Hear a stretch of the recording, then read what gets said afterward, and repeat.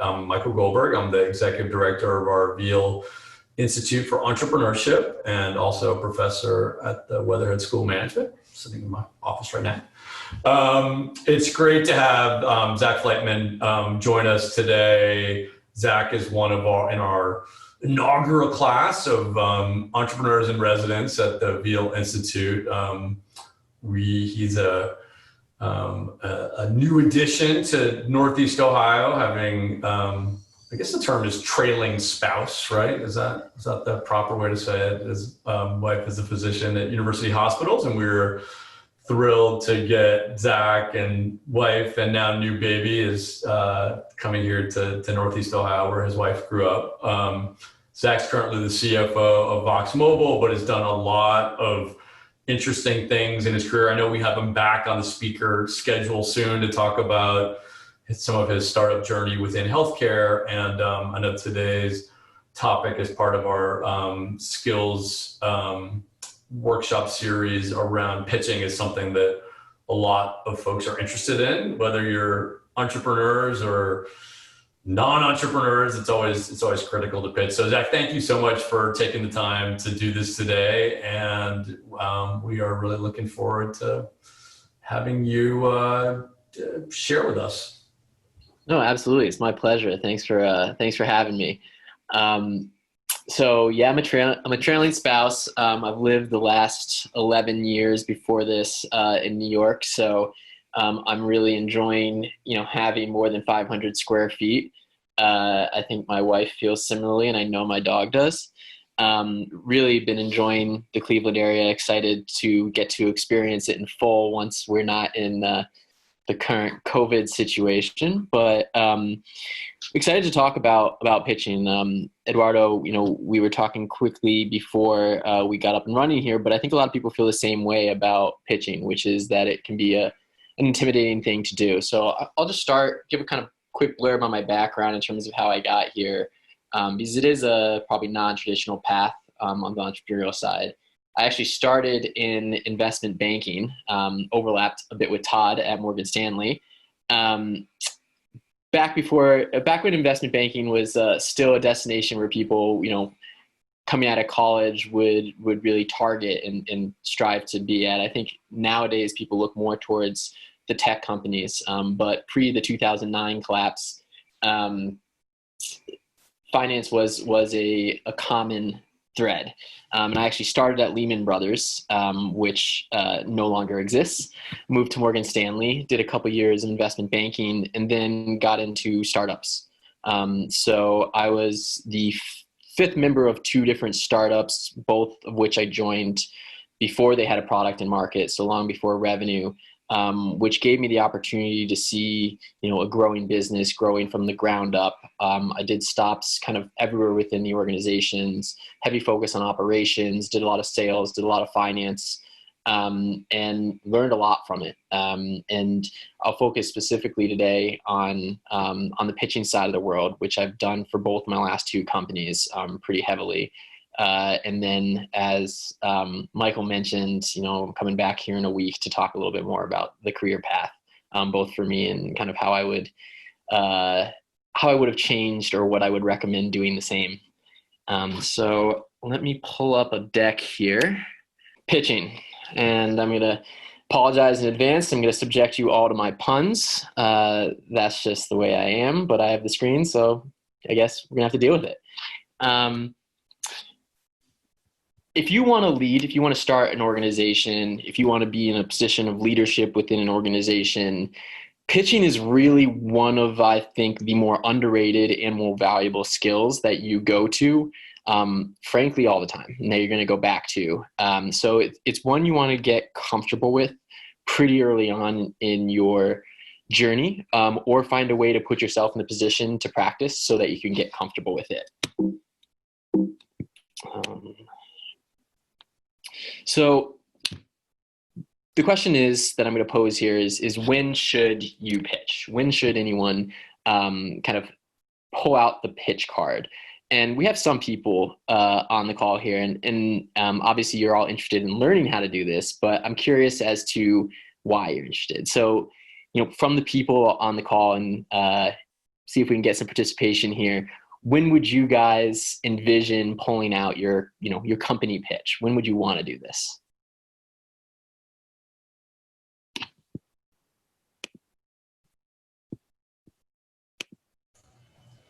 Let's go. We can't have Zach or you're going to make the people at the Veale Institute do some work here.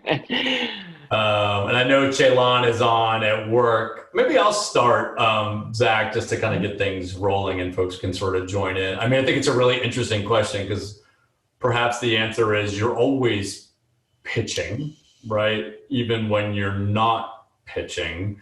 So, is there, and maybe it's the informal pitch versus sort of the formal pitch.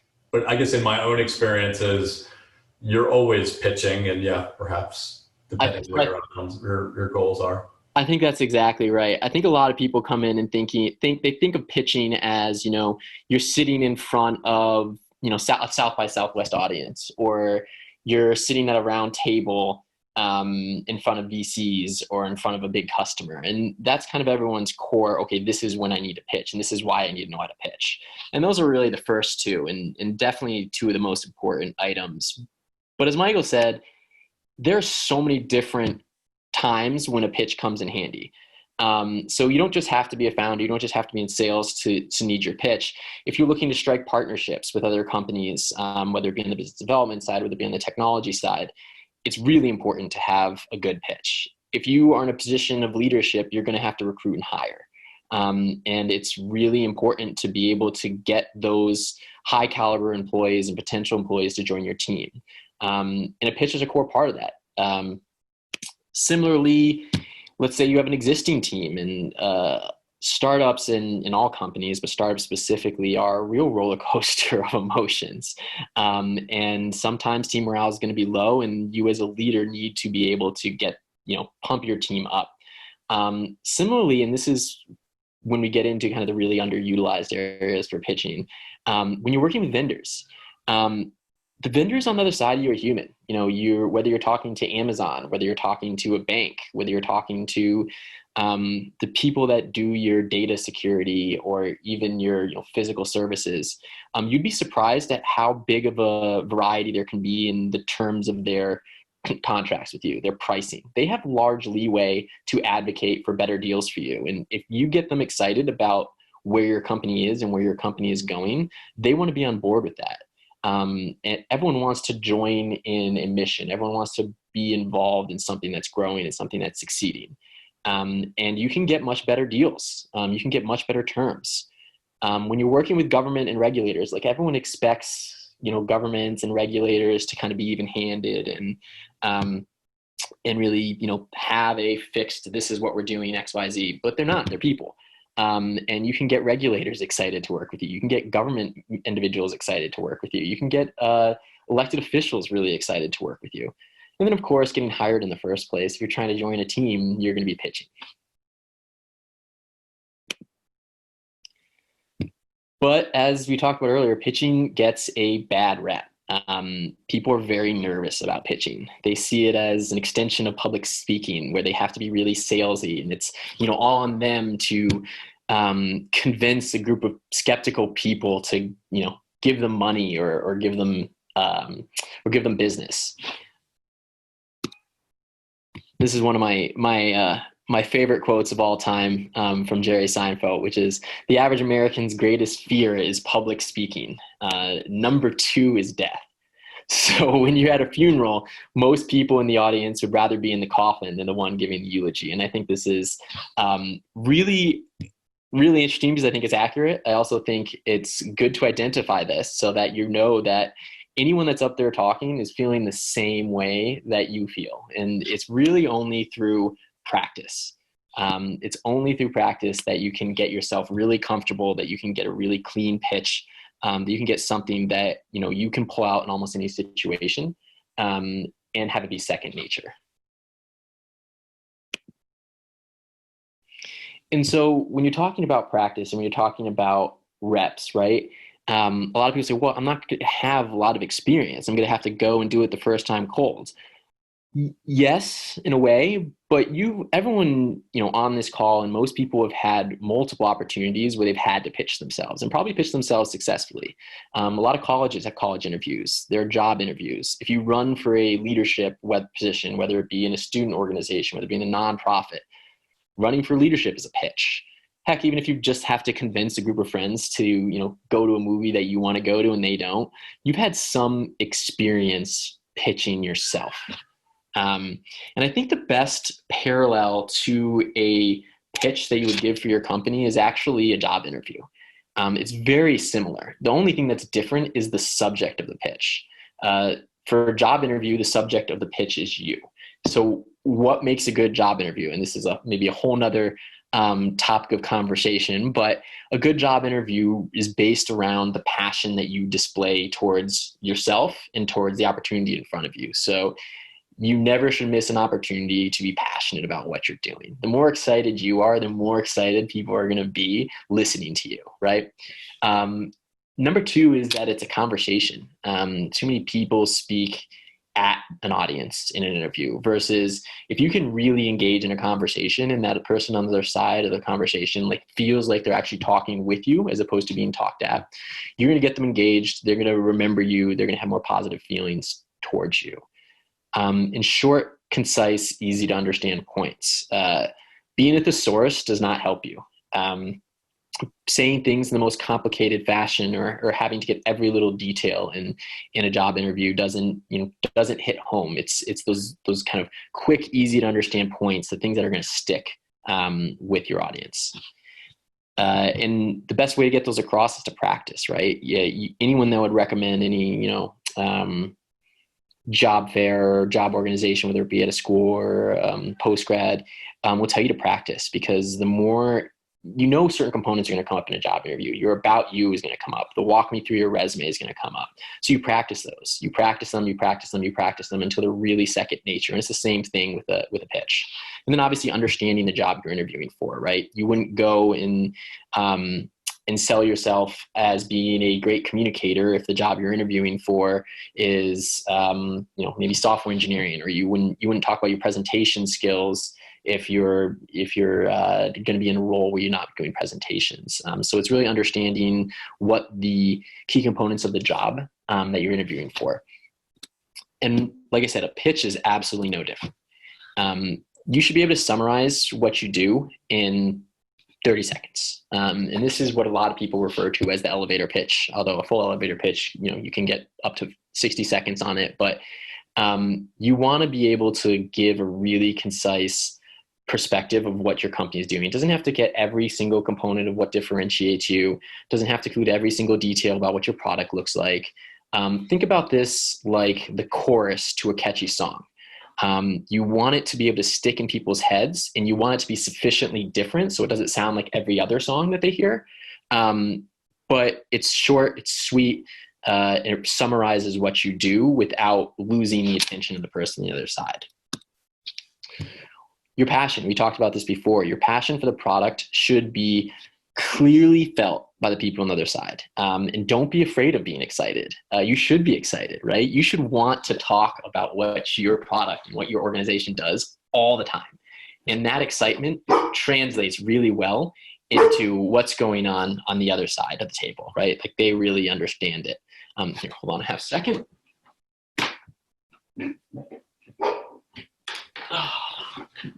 Snoop wanted to join in the conversation. I enjoyed that. That was good. A little, who's pitching? He's pitching to be let outside and chase whoever's in our front yard. That's his pitch. Unfortunately, don't think he's going to win this one.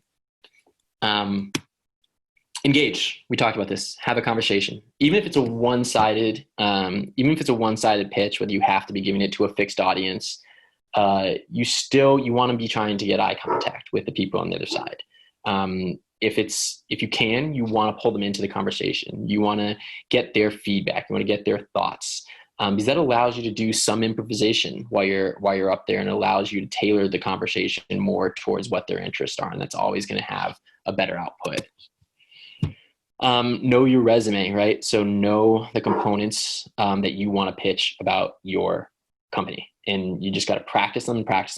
My first startup. The CEO of the company was very experienced and an incredibly good seller. And what he told me to do was he told me to go home, work on a pitch, and then pitch it in the mirror to myself and do it over and over and over again. And he said you probably want to do 2 to 3 hours a night of pitching to yourself, because you are going to be the most harsh critic of yourself.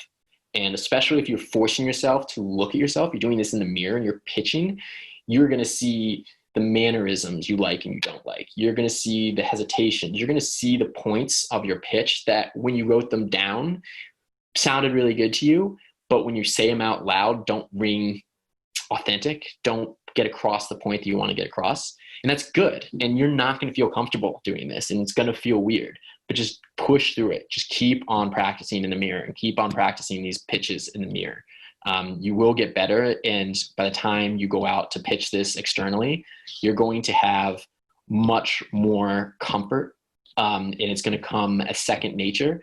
You don't want it to sound memorized. And if you really deeply know your pitch and it's really deeply embedded in you, it won't sound memorized. You'll be able to add and subtract things from it. You'll be able to improvise a little bit more, but because it's just so deeply ingrained in you, it's going to ring better.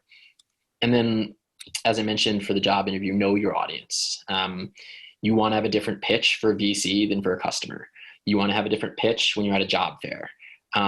You want to be able to take your core pitch and adjust it for what the people you're speaking to care about.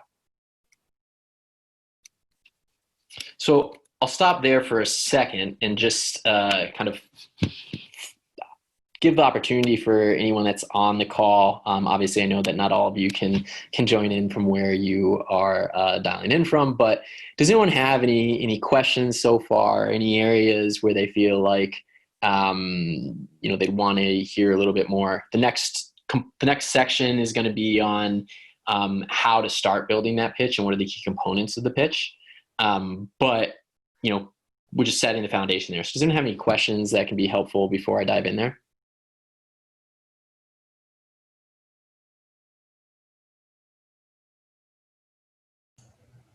Anyone? Eduardo, Donna, Luisa. I know some people are on mute. And for those who are on LinkedIn Live, if you have any questions, please put them in the comment section and we can relay them to Zach. Nothing at the moment from our crew. How many times did you do this in the mirror last night, Zach? So I've gotten to the point where, luckily, I would say fortunately, I'm much more comfortable doing this than I was at one point. But I was not a good or an enthusiastic public speaker. Definitely not in college. I would never have thought of, a job interview being considered as a pitch or anything along those lines. It was really, frankly, being on the other side, listening to pitches and interviewing people for jobs, that it made me realize that following these kind of like simple steps of like letting the passion shine through, like eye contact, really practicing what you were doing and taking at least 15 minutes to a half hour before any time that you're pitching, whether it be yourself or your company, to understand what the person on the side of the table frankly wants to hear, or where their questions are going to come from. Most people don't do that on either side, whether it be pitching or in a job interview. And just taking those simple steps really sets you apart, and should give you a lot of confidence, which is just a virtuous cycle. You're just gonna be better at it because you feel better going into it, and then you'll make that preparation. You'll feel prepared and you'll feel comfortable, knowing and getting better at tailoring the core presentation to your audience. Zach, I see we have a couple in the chat here. Let me, and Rebecca Manning, I know you put yours in. I don't know if you're able to unmute and ask it, or I can ask it for you if you're not able to. A lot of times people are joining us at work. Oh, hey, Rebecca, are you able to ask it directly to Zach, your question? Sure, yeah. Hi, I'm Rebecca. I'm in public health. My question is, 30 seconds is kind of short for a pitch, but it's the standard. So I'm wondering, how do you include everything you want to in a concise manner? Yeah, I mean, I'll kind of go back to the metaphor because it's the best one I could come up with, which is like, it's the chorus of the song. It's just what you want to really resonate in their head. You want it to be sufficient enough to give a, you know, whether it be that 80-20 rule, like an 80 or probably not even 80% overview of what you're doing. But your real goal is to have that lead into a deeper conversation, have that lead into more questions where it's like, it's interesting that you do that. Is this the problem you're solving? Or is this specifically how you're solving the problem? Your summary, your pitch, your 30-second pitch, your elevator pitch is not meant to get to any sort of outcome except for to continue the conversation. It's like when you send in your resume to a job, potential job, that resume doesn't get you the job, it gets you the interview. And knowing that that part of the conversation is only to lead to the next part of the conversation also takes some of the pressure off of having to fit in all those details. 30 seconds is actually a really long time. And, you know, if it's front loaded too. If someone's bored during the first 15 to 20 seconds and they start blanking out, you're not even going to get the last 10 to 15 seconds, right? So you really need to just get that hook, get the chorus in, and people from that will engage or they won't engage. And if they're not engaging, then that gives you the opportunity to think, okay, so did I see when they tuned out? Did I see when they kind of stopped paying attention? Did I see what part didn't resonate with them, and adjust so that the next time you have an opportunity for a 30-second pitch, you have adjusted to the point where you're seeing what's hitting home. And obviously, you know, I should have said this, but part of the practice is before you give that first pitch, finding mentors that you can give a pitch to, doing it to your friends, doing it to your family. Friends and family will either always be a little bit nice to you, or depending on who your friends are and who your family are, will always try to pick holes even where there's not. Sometimes it's good to have that third party look at it from an entrepreneurship perspective and practice it, and they'll come back to you and they'll poke some holes in it. But yeah, 30 seconds is pretty good. And, you know, short and sweet is really underrated because you don't want to give the other side the opportunity to start thinking about something else. You want for them to identify if they're interested early. That's great. Thanks, Rebecca. Donna Louisa, did you want to join in to ask your question to Zach? Yes. Hi, folks. Okay. That I have practiced over the years, and I'm pretty good at this one, and it seems to work quite fine. I record myself while making my pitch in the mirror.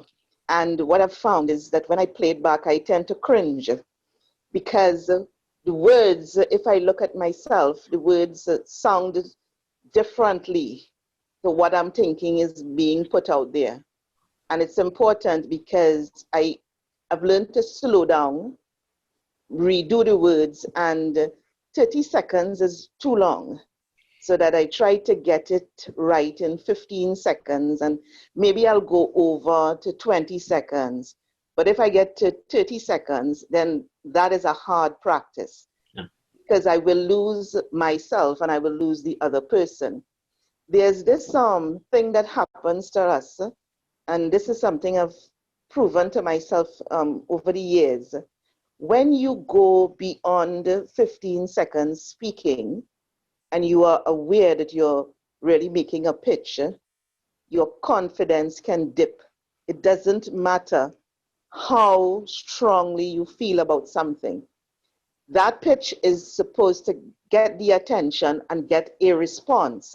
So your second elevator pitch is where the meat comes in.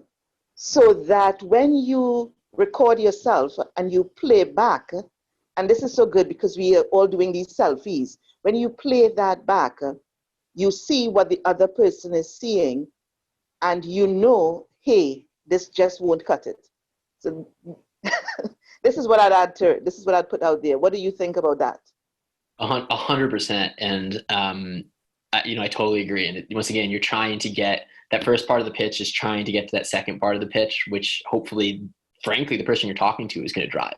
They're going to ask you the questions that matter most to them. And the other good point of that is if you're talking and your pitch is 45 seconds, don't speak faster to get to the 30 seconds. It's really challenging to follow someone who's accelerating what they're talking about, and you'll miss the key points. The reason why 30 seconds and shorter, I totally agree. 15 seconds is ideal. The reason why that is better than 30 seconds is because there's fewer points in it that the other side needs to digest. Just going faster and having the same number of points isn't helpful, and you will speed up. Especially if you're a nervous pitcher. Always assume you will speed up your talking when you are giving that to other people because you're nervous. You kind of subconsciously want to get through it as fast as possible. And you got to resist that temptation. You really want to hit home the points that you want to hit home. There's a reason why those are the points making the cut.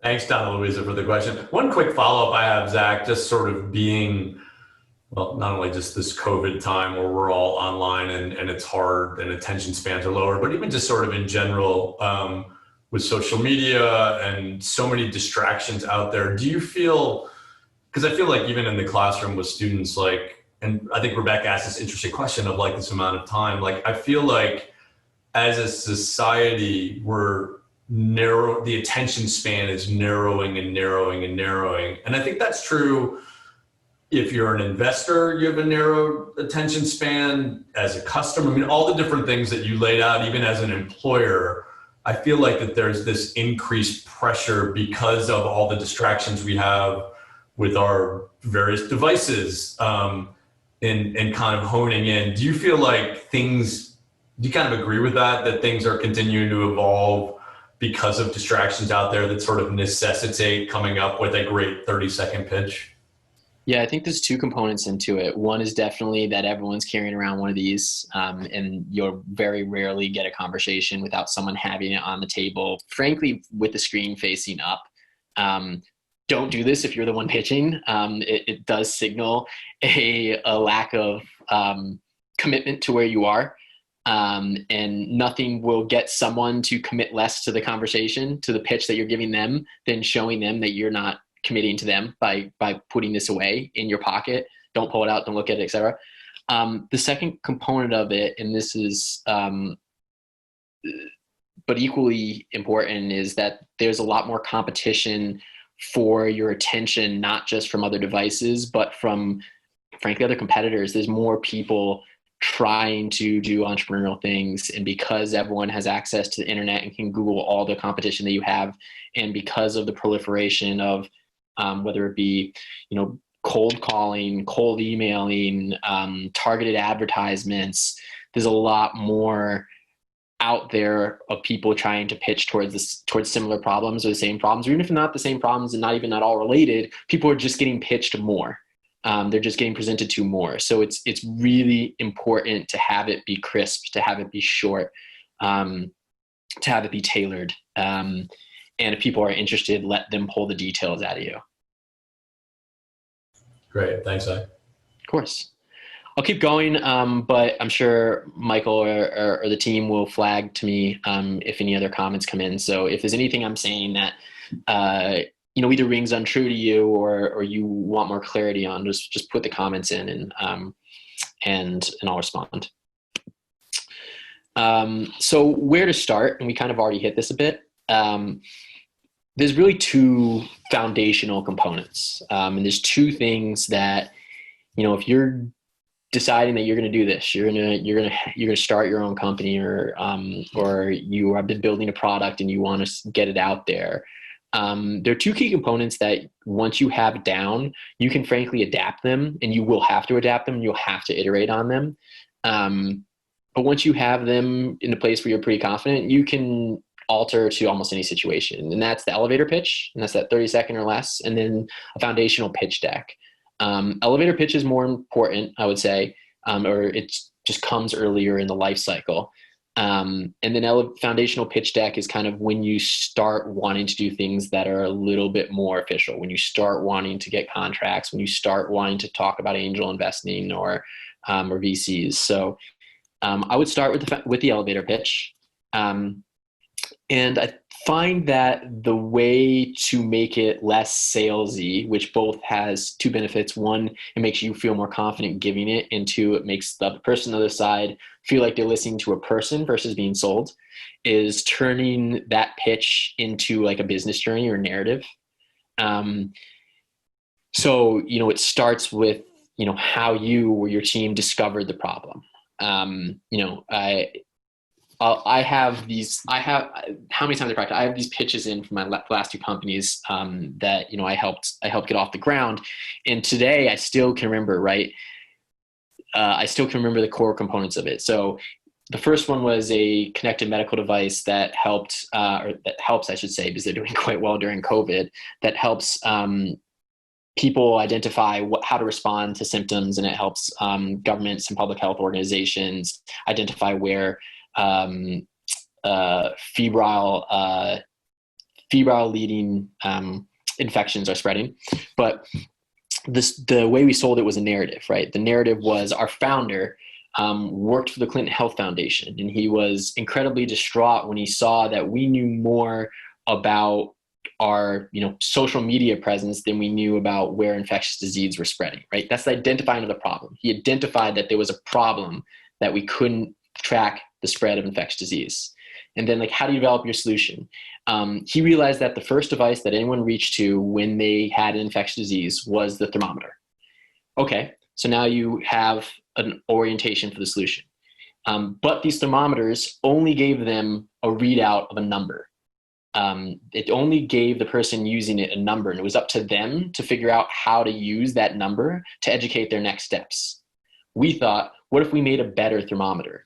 A thermometer that connected to your phone, that crowdsourced a response based on your symptoms and your profile, said, okay, you have a 1-year-old child that has a fever, give them children's thermometer, children's Tylenol, but not children's Advil. Or if the fever goes over 101 for a certain number of days, call your local pediatrician. We went out there, we talked to parent groups, and we talked to the leading health experts, and they all said this was an incredible idea, yada, yada, right? It's a narrative, it's a journey. It starts with how you discover the problem, why you're passionate about the problem, how that passion led you to seeing what this solution was. Okay, now that you now you have the solution, how did it lead you to developing the product that you have today? And then all the various people, whether it be customers or whether it be experts, who say this is the right way to do it. It's a narrative. So you're now, instead of pitching to the person on the other side, you're telling the story of how you got to where you are today. And people will listen to a story. People will follow a story. People will understand the story, and they get pulled into it. So it's a really easy way to make a nervous first-time pitcher's presentation feel more natural to them. And it also has the added benefit of pulling in your audience and getting your audience really connected with it. Does that make sense to anyone? Anyone have any thoughts or questions on that? It was very counterintuitive to me, but I kept on hearing the similar approaches coming from the pitches I was watching, and I kept on seeing my CEO at the time and people who were my mentors, who I really respected, taking this approach. It took me a while to realize why they were doing it. And part of it is just human psychology. Humans follow stories better than they follow facts. And so if you turn your business into a story and into a narrative, you really suck people in.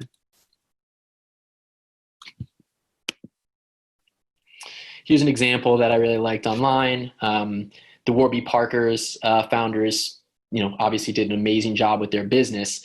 And their story was that they just got so frustrated paying $500 more for eyeglasses. And they knew the market was dominated by a small number of companies. So they thought, hey, we're going to develop eyeglasses that are at a democratic price point, but that provide value to the many of users. And they also wove in a social good message. But it's, once again, they're hitting the narrative. They identified the problem. They saw where the solution could be and what their solution was. So I'll pause there on the elevator pitch. Anyone have any questions on starting the elevator pitch? I didn't get really into the weeds on it, and we can talk more at the end of this presentation if that would be helpful to talk about how to do it. But obviously, a component of that is everyone's story is very unique to them. But still, does anyone have any questions or any comments on what we were just talking about? Hey, Zach, you mentioned the psychological factor in pitching yourself or your product. And a couple of months ago, I was reading this book called Pitch Anything, right? And I realized that this whole thing of pitching is it's like a power dynamic, like some people have more power than others, like the people you're asking money, like they have more power than you in some occasions, right? But my question is like, how does pitching play a role in increasing the entrepreneur's perceived and actual power, right? Because I think that can increase your odds in like having a louder voice, or more influence in the person you're trying to convince. Does that question make sense? Because I know. Yeah, I think so. Let me try to take another frame it slightly different, and you can tell me if I missed or not. There's a big component to pitching, which is credibility building, meaning that at the beginning, when you're trying to bring up your subject to someone else, whether they have context why they're talking to them or not, there's inherent skepticism on their side. Because ultimately you want something from them, right? You're not up there doing this for fun unless you're just practicing. You want something from them, meaning that you have to convince them that giving you what you want is in their best interest. And so that definitely has a power dynamic, a power imbalance structure in there. A pitch is definitely about leveling that playing field, because you want them to understand that doing for you is in their best interest. So that's definitely going to be a component of it. But I think even before you get there, you want there to be a bit of credibility building, that you're someone not just that can be trusted, but you're someone that knows what they're talking about. There's a rational reason for you to be there in front of them. And there's a couple components when we get into building the foundational pitch deck. You'll see this. Obviously, your goal is that they're not doing you a favor. You're both there for a reason. You're both benefiting from this interaction. That's obvious. That's your ultimate goal. But there's some steps to get there. So I understand. I think I understand where you're coming from, and there's a couple steps that eventually lead you there. Is that kind of what you were getting at? Yeah. Awesome. I think that's a good segue. So the foundational pitch deck, and this is like a PowerPoint presentation, or I don't know if people still use PowerPoint as their primary source, or I'm using Google Slides here, and I'm sure there's all sorts of different solutions here. But it's some form of slides or pages that you can use as a visual aid. And once again, the elevator pitch is for when you're having a human to human interaction where you can't bring in a presentation. So maybe it's actually in an elevator, or maybe you're networking in some way, shape, or form. Or maybe when we're allowed out, you're just out at a bar and you're telling someone about your idea. But when you get to the next stage where you're actually, okay, I know I'm going to go meet this person. I've set up a call with a potential customer. I've set up a presentation to someone that, potentially could fund my business idea. This is just a illustrative pitch deck. I mean, there's a lot of different ways to skin these cats. And obviously, depending on what your pitch is and what stage you are as a company, certain things will be more relevant than others. But overall, I think this is a good place to start. And most of these items you should keep to 1, maybe 2 max pages of very simple, clear, concise points. The more text, the harder it is for someone to follow. But a lot of people, I would say a strong start is mission. What is your company doing? And this is the slide where you can overlay that really quick 15-second what your company does. Some people start with problem. Some people start with mission. You're getting to the same thing. You're giving someone some background where you're quickly introducing them to what your solution, what your product is geared towards. And then you pull them into, okay, the actual solution and the actual product. So you go from, okay, here's what we've identified. And if you're keeping this interactive, you say, hey, how have you experienced this problem? Do you want them to come back to you with, yeah, I also understand that as a problem. Here's my experience with that problem. And then you go, great. Here is how we're building the solution. Here is our approach to solving what you just identified as also one of your problems. And once again, this is, especially early on, these are pretty simple, not a lot of details. You might not even have a product when you start. So it might just be a general overview as to what kind of type of product you're going to build. Then you want to get into, especially if this is a VC, you want to get into market sizing. You want them to understand that you've done your background, because if they're going to invest in you, or for a customer, if they're going to purchase you, there's got to be a return there. So there's got to be a big enough problem, usually from a monetary perspective, right? From a dollar perspective. Although, there's not-for-profit startups as well out there, and those are doing incredible things. A little bit of a different pitch, but maybe there you'd go for public good. But typically you want to show that there's a big dollar, there's a big addressable market. And then you want to start to talk about validation. So either how you've confirmed that addressable market is there, how you've confirmed that your approach is the right approach. You want to show that there is competition. A lot of people want to be like, we're the only people doing this. That's not a good thing, right? Usually if you're the only person doing something, there might be a reason for that. The problem might not be big enough. There might not really be a problem. But if there are a bunch of people trying to do it, and you can say, we're doing it differently, and we're doing it in a way that's more successful than they're doing it, that can actually be more reaffirming for your idea than if you're the first person to the table. And then the last part is team interaction, right? Like, these are the smart people we have around the table. This is why you should believe in what we're doing. If you're later stage in your company, here are the customers we've already brought in. Here's how they're using our product that shows that our product has hit the mark.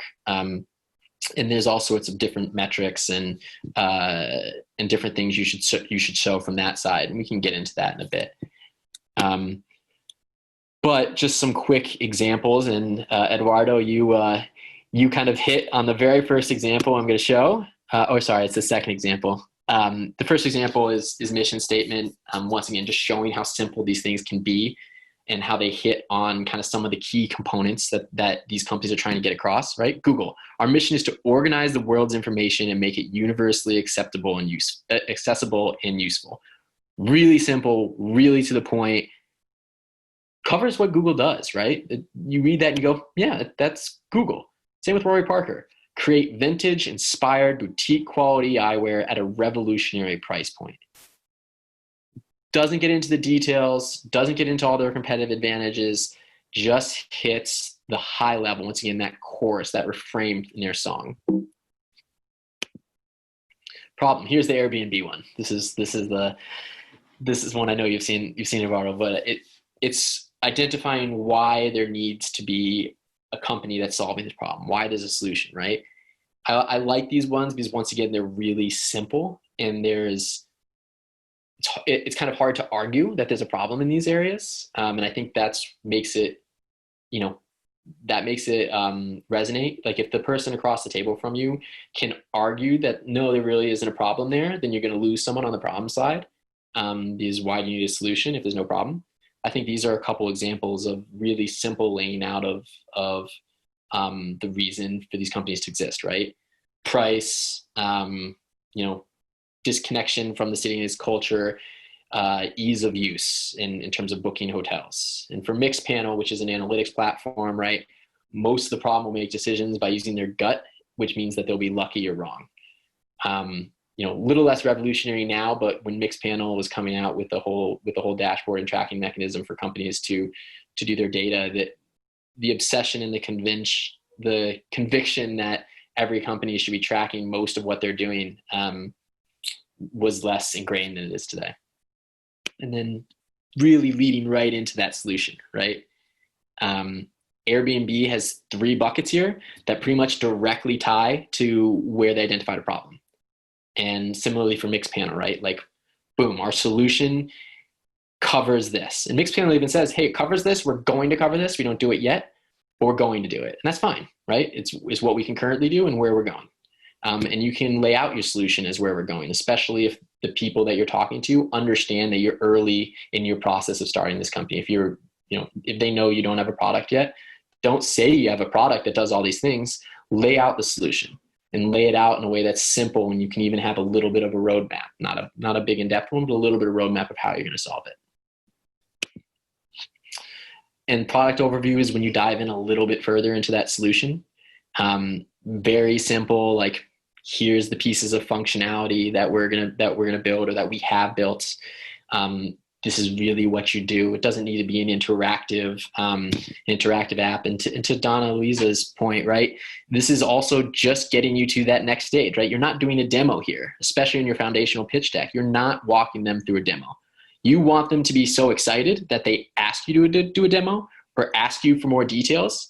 They're not expecting it to be completely laid out here. And if you're trying to lay it all out for them in minute detail, but they're not sold overall on it, it being a problem or you having the capability in the team to solve it, they're not going to care about that detail, and that detail is just going to bog them down. So that's why I really like these pages. I really like the simplicity of them. Market size and validation. These also don't have to be a McKinsey project, right? You don't need to have done a million citations of different scholarly articles. I really like how simple these are, right? Like Airbnb here is not avoiding the fact that they have competition. They're not saying they're the first people to think of their problem. They're pointing towards two other websites that are trying to do the problem and saying, look how much traction they have, because they're setting up for a later side that says, here's why we're better than them. But they're starting with, this is already a problem that companies have shown people want a solution to. And that's hugely valuable, right? You want the same with LinkedIn, right? They're showing, look at all these other companies that are kind of in the same area, how much money they're making, how many users they're getting. These guys are validating that this market is there and that it's a large market.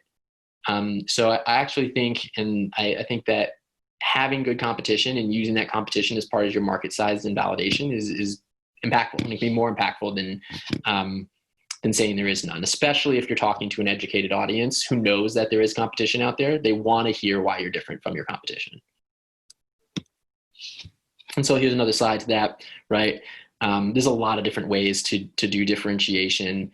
The XY axis of, here's the functionality of what we do, and here's the functionality of what our competitors do. That's usually a little bit better for a later stage organization or a later stage conversation. Here, I'd once again still keep it high level, right? Like Uber from their original one. Cabs don't guarantee pickups. They can take 40 minutes. They aren't as safe and clean as black cars, because when Uber started, they were black cars. Price, right? They're really simple. They resonate. They don't dive all the way into the minutia. They just are trying to hit home that there are things we do that our competition or that the next best alternative doesn't do.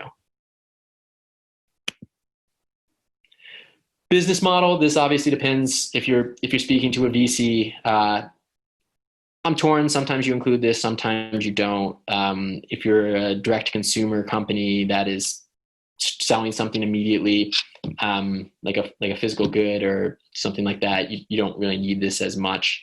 Although you could show here that you project there to be a margin on what you sell. If you're later stage, it's much more important to show the margin, to show where the investment's going, to show that there's a return on the investment.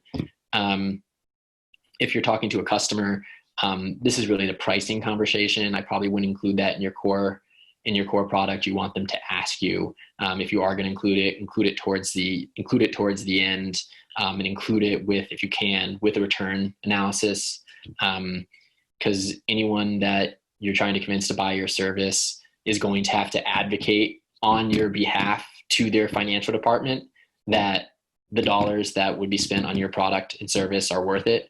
So you really need to empower them to make that argument for you. So it's an important page. I wouldn't say it's part of it doesn't need to be part of your foundational pitch deck, but it's probably iteration 1 or 2. Same with go-to-market. If you'll get a good picture for this after your first couple of pitches, if this is once again mostly oriented towards a VC or towards an angel investor, if a lot of the questions and a lot of the doubt comes from, yeah, it's an interesting product, an interesting solution, but how do you get customers for it? Then then a go-to-market page is valuable. If that's not the question, or if it's like you're selling a physical good, or if it's something that clearly has a certain path to market, you might not need this, but it's another page to think about. And it can be very simple here. Or it can be more advanced, like the Mint ones on the side. I like the Mint one just because they had clearly thought of the life cycle of a customer.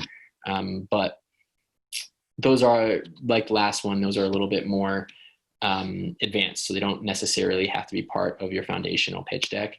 The one I don't have in here, which I think should be part of one of your early pitch decks, this is the last slide I have in here, is a team page. I think it's very helpful when you get to iteration 1, 2, or when you're talking to VCs or angel investors, to have some credibility building.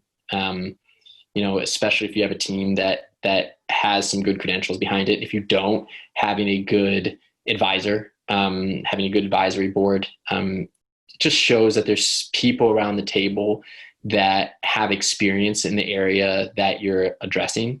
And that are willing to put their name on what you're doing, because someone's name and someone's reputation is one of the most important things to them. So I think those are very helpful components to include as well. And that can be used both for VCs, for customers, et cetera. When you're early on and you can't point to a logo page of here's all of the customers that use us, if you're doing like a B2B product, then it's helpful to point to, well, we have an expert that on, let's say your Mint, we have an expert on financial software. We have an expert on this. We have teams that were responsible for these great products that everyone loves. It's that type of credibility building that allows the person on the other side to say, oh, these people actually do have experience and know what they're doing, so I can trust them. That is the end of the presentation I have here. Any questions on what I've shown, anything that I didn't touch? I'll leave it open to the floor. Great timing. We try to end these exactly an hour, and you made it just under the wire. So if there was one quick question that someone had, we could get that in for Zach. I guess I'll ask it if I have the floor, if no one wants to jump in. I mean, these slides that you pulled, are these these are from the pitch decks of these companies? Where'd you source? I mean, it's interesting that those things are out there. Where'd you find them? Oh, gotta love Google. You can find some really good examples of early pitch decks online. People use it as like their calling cards, and people like to share, to show where they started. So you can find some good ones. And I do think that's another, if you're comparing yourself to one of these companies, right? Like I'm the Airbnb of X, people like doing that. Look and see if you can find their pitch decks online, see if you can find what they highlighted. You won't probably find them for non-public companies that have a lot of their financial data in there, but you might be able to find the early way that they approach their market and what was important to them. And there's a lot of them online, and there's a lot of them for companies you've never heard of. I focus on the ones that everyone's heard of because people know what they do, and so they can see, oh, that's how they sold themselves. But there's a ton in different spaces of niche companies that you can find. I love Dropbox's application to Y Combinator is out there for people to look for it. I mean, it is fascinating to kind of see how folks, thought of their business early on and how much it stayed true kind of with the test of time. So this is great. Zach, thank you for doing this. This is awesome. This is a topic that I think we all struggle with. And I think there's some really practical suggestions in here for our students, for entrepreneurs that are on. And we so appreciate having you part of the Veale Entrepreneur Residence family, and appreciate, I know you'll be back with us. Is it next week? When's your return visit next week? to talk a little bit more about your own career journey and particularly in the healthcare space. So with that, let me thank you for joining. Thanks to everybody for being with us both here on Zoom and on LinkedIn Live. And we'll look forward to seeing you at our next event soon.